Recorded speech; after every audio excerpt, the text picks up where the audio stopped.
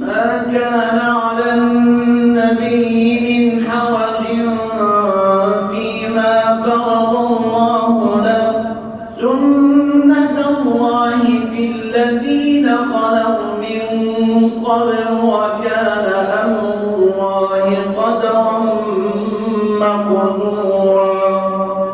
الذين يبلغون رسالات الله ويخشونه ولا يخشون أحدا إلا الله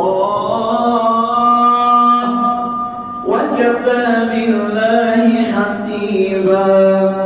ما كان محمد أبا أحد من رجالكم ولكن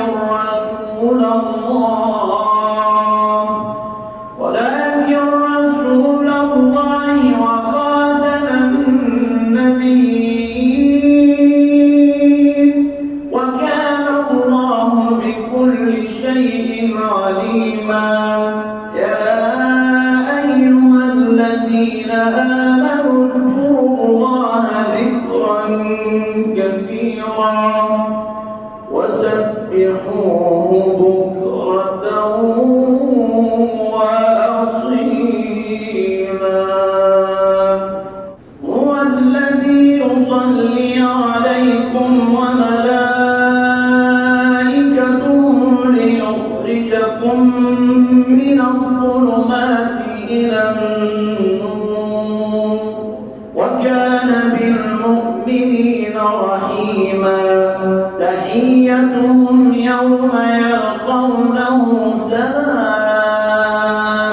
وأعد لهم أجرا كريما يا أيها النبي إنا أرسلناك شاهدا ومبشرا ونذيرا وداعيا إلى الله